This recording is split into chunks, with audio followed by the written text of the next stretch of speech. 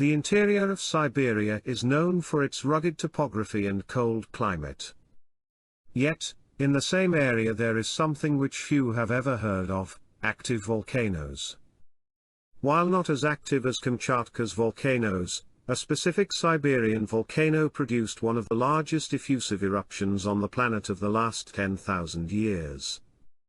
The eruption in question resulted in 111 square kilometers of land via a 70-kilometer or 43.5-mile long lava flow being buried in molten rock. Although hard to access, the volcano which produced the aforementioned eruption around 7,000 years ago is known as Jom Bolok.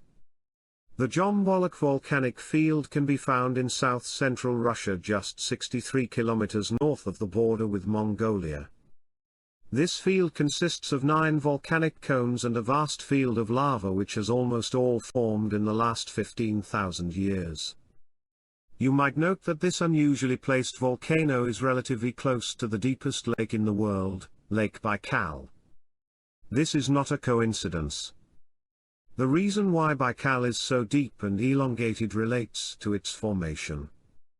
Lake Baikal rift in this section of Russia. The crust is rifting or spreading apart to the northwest and southeast.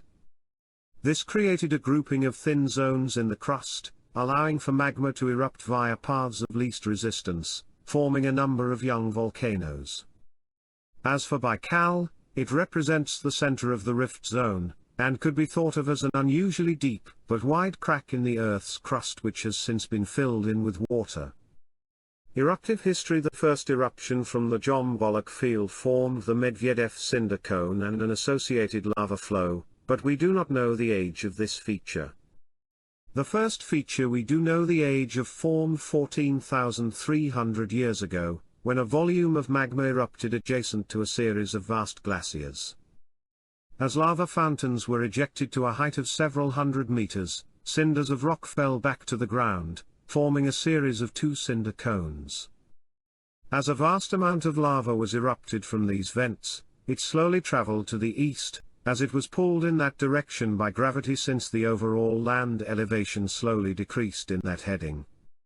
Eventually, the eruption ended, and the recently erupted lava had filled part of a canyon. Over the next several thousand years, these 2 vents were heavily eroded by wind and water, which is why they do not today have the distinguishable shape of typical cinder cones. Atkinson lava flow in 5180 BCE, the volcano erupted again, but this time resulting in a several-year-long eruption.